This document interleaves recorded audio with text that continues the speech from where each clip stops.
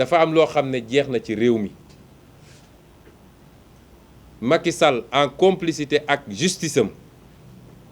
ndax koo xam ne bañ koy condamné prononcé wuñu déchéance civique électorale parce que pour nit ñu ne mënatul vote mënatul nekk candidat il faut que bañ koy condamné juge bi prononcé loolu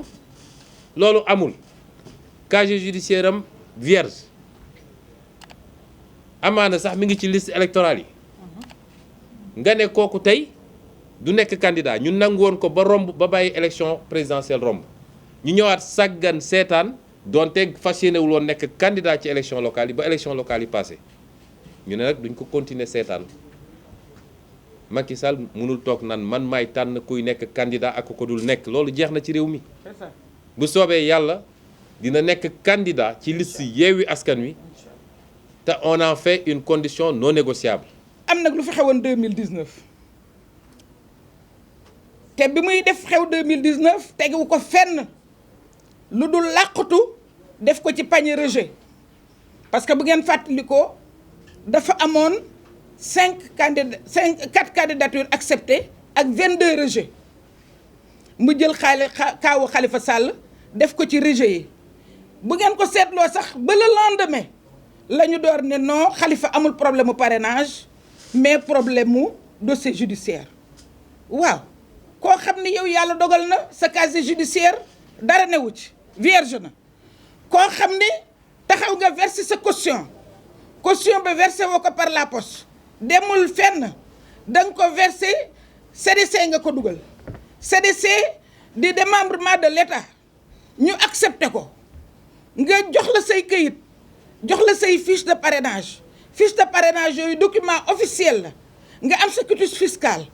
war a nekk candidat ñu bàyyi la nga parrainé ba parrainage yi jeex moom baa du parrainage ba sax dafa révélé lu tax sawaay tiit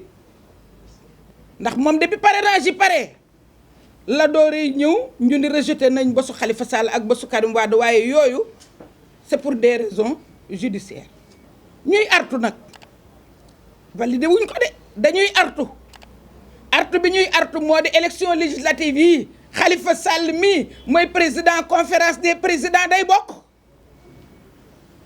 élection législative yi ku ko déggul jottali ko ne ko Khalifa Sall day bokk xëy na ba muy président taxawu Sénégal mën nañoo def lu leen neex tey nag Yewwi Askan Wi moo portel Khalifa Sall candidature am ci législative yi Yewwi Askan Wi ñoo ne ñoom ñëpp nag dans toutes ses composantes ci structure yi mu am yëpp ci collectivité ya mu nekk yëpp fii ak diaspora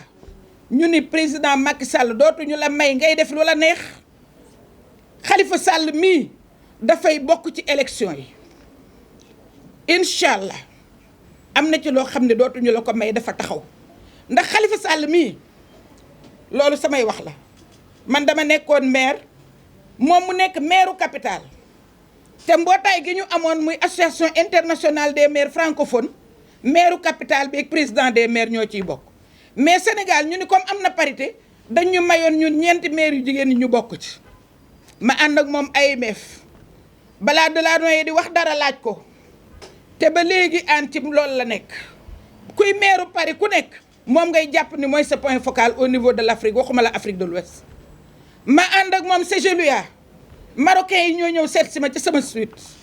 ni ma dañu bëgg yow mi nekk sénégalaise nga taxaw wax te booba ministre des collectivités nga fa woon Machin Sarr boobu moo nekkoon ministre des collectivités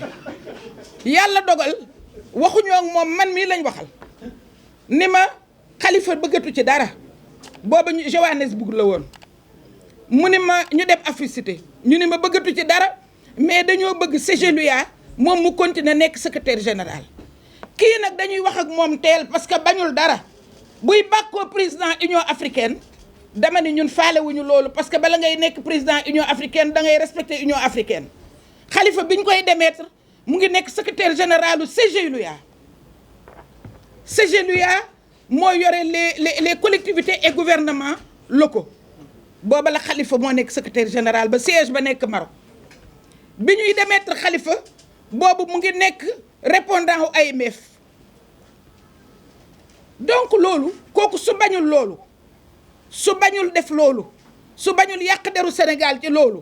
pour des complots politiques ma ne ñun itam bu ndee rusul tàggee du rus.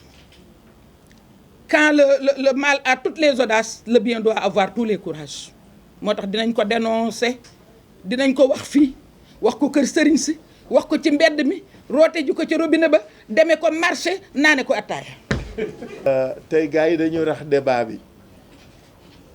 mais li ma bëgg a jéem mooy ci seen kàddu ñoom may dalal xelu askan wi ni fii ñu jublu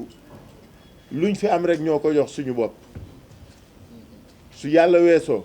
luñ fi am rek ñoo ko jox suñu bopp bu ñu xaar ku ñu jox dara. révision liste yi door na